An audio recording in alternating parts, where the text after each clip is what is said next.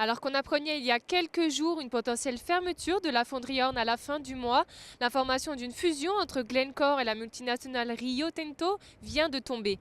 Nous avons interrogé Alain Poirier, directeur général de l'Association d'exploration minière du Québec, sur cet éventuel mariage. C'est une immense fusion. Ça va créer la plus grosse compagnie minière au monde par quand même un bon bout.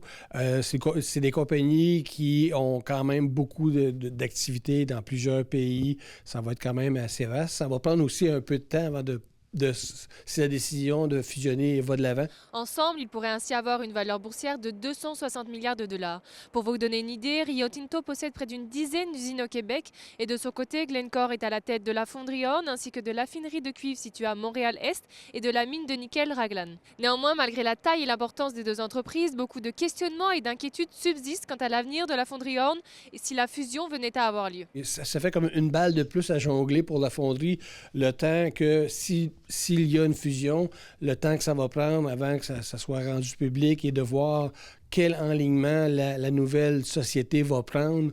Exemple pour la fonderie, ça peut prendre quand même une assez longue période de temps. Alain Poirier reste tout de même confiant sur le maintien de l'ouverture de l'usine de Rouyn-Noranda, d'autant qu'il affirme que le cuivre produit à la fonderie est un gisement classé mondialement. La fonderie Horn est la seule fonderie du nord-est de l'Amérique. Donc, il doit y avoir un intérêt quand même par rapport à ça. Évidemment, il y a une question d'approvisionnement. De quelle façon on peut approvisionner la fonderie, c'est surtout ça l'enjeu, mais le cuivre va demeurer au cœur de la transition énergétique pour les 10, 15, 20 prochaines années. Donc, je pense que c'est quelque chose que la nouvelle entité est sensible à et va vouloir développer probablement plus. Bien que Glencore menace de fermer la fonderie Horn d'ici la fin du mois de janvier si aucun accord n'est trouvé avec Québec, les discussions demeurent en cours entre les deux entreprises. Rio Tinto a jusqu'au 5 février pour présenter une offre et faire l'acquisition de Glencore.